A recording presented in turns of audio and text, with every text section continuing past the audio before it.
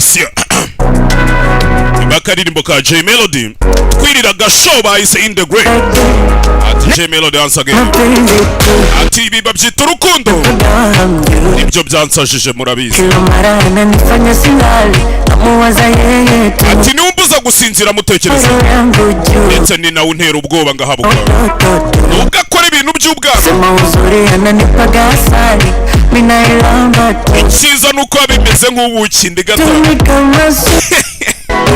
urukundo rwacu ni nka sima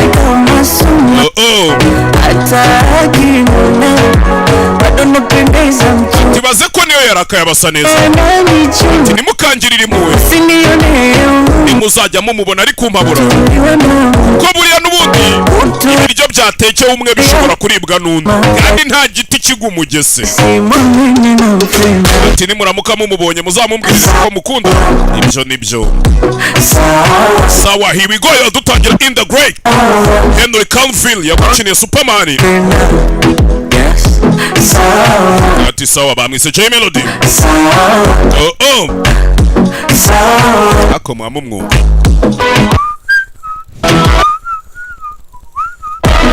ngenzi wuzurizo gake gake ene nabonye zo mukunda mwebwe ari ngo nujundika amazi ari kangatuye abasobanuzi basobanura nk'abazujunditse amazi pisa pabaso akifungua gate nange ati uburyo aryoshemo noneho rero iyo ninjiye gake gake iyo mfunguriye amarembo nk'injira mbega igishe sinahakana sinabura ukuntu nyine n'iki ati sinjya njijinganya guhindura intekerezo zawe atawari niyo mba nshaka kwizina ati n'ababeshye urukundo ndimo babwije ukuri yataniwe uwo mbabona ruzananyica ati kubera uru rukundo aya mapenzi babwije ukuri kusema kweli yataniwe uwo ruzanamitana kubera ko urukundo rwacu rumeze nka suma ati ndetse ndurinda nk'urinda suma ati umukobwa niyo yarakaye abasa neza rero ngiyo mumbonye nimukangirire nimubona ari kuntera ubwoba mpabura ujye mumenya ko n'ubundi biryo byatekewe byanaribwa n'undi kuko buriya umugezi ufata ku cyuma ntufata ku giti ujye mumumbwira ko mukunda kandi ibyo ni sawa njye mba numva binyuze sawa here we go ati iyo mubwiye ko mukunda mba numva ari sawa ati mba numva ari sawa bamwise Jay Melody here we go